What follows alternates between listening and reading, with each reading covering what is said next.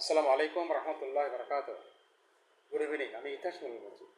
গতকালকে পেপারে দেখলাম কালের কণ্ঠে যে আমাদের বিদেশি লোন যেটা 4.5 বিলিয়ন শোধ করতে হবে। এর আগে 3 বিলিয়ন, 3.5 বিলিয়ন, 4 বিলিয়ন আসছে, এবার 4.5 বিলিয়ন, সামনে এবার হয়তো 5 বিলিয়ন। এত একটা চাপ আসছে বিদেশি লোনের আর কি এটা। আর দেশি লোন যেটা সেটা কিন্তু সুদ দিতে হয় আর কি, আসালটা মিনিমাইজ হয়ে যায়। এবার 1,27,000 কোটি টাকা শুধু আমাদের পে করতে হইতেছে। 22,000 আপনার ওই বিদেশি লোনের উপরে, আর 1,05,000 দেশি লোনের উপরে। আর মজার ব্যাপার হলো, এই 210 বিলিয়নের ভিতরে 114 বিলিয়ন হলো কিন্তু বিদেশি লোন, আর 96 হলো দেশি লোন।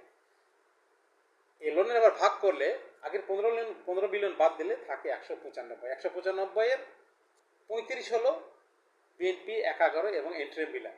বিএনপি 9, 11-6 এবং এন্ট্রিম হলো 20। এই 35 বিলিয়ন লোনের এগনেস্টে তারা রিজার্ভ জমা করতে পারছে 28 বিলিয়ন। আর আওয়ামী লীগ এর 160, 95 থেকে 35 তাহলে 160, 160-এর এগনেস্টে তারা রিজার্ভ জমা করতে পারছে মাত্র 8 বিলিয়ন, 7 বিলিয়ন আর কি। এই হলো আওয়ামী লীগের 4.73% আর কি। আর আদার্স যারা করছে সেটা হলো 80%। আওয়ামী লীগে দুটা জিনিস দিতে হবে, হয় তারা রিজার্ভ দিবে 80%, যেহেতু বেশি উন্নয়ন করছে 40% দিবে, অর্থাৎ 160-এর 40% হলো 63 বিলিয়ন মাস্ট।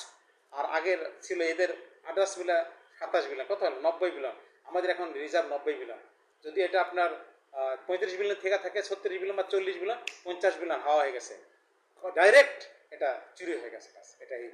আর উন্নয়নের যে কথা বলা হয়েছে, যে উন্নয়নের জন্য লোন নিছে, লোন 60 থেকে 70 বিলিয়ন ম্যাক্সিমাম। যদি আপনি 100 ধরেন, আপনার মারিং কার্নিং 30% আর সরকারি টাকা 30%। এই 60% বাদ দিলে 40% আসে। নো, এটা নট 40, 50, 60% হলে মেগা প্রজেক্টের জন্য ম্যাক্সিমাম খরচা করা হয়েছে। আর আদার্স 50 বিলিয়ন, এই 110 বিলিয়ন। অর্থাৎ আমাদের টোটাল লোন এই মুহূর্তে 2026 সালে আমাদের লোন হতো 110 + 50, 160 বিলিয়ন।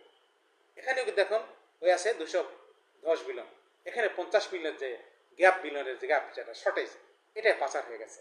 যেদিকে যাবেন, মেগা প্রজেক্টের দিকে যা টোটাল ক্যালকুলেশন যান আর রিজার্ভে যান, এই 50 বিলিয়ন নাই ভাই। একটা কথা আমার বলেন, আপনারা হিসাব করেন। আল্লাহ হাফিজ।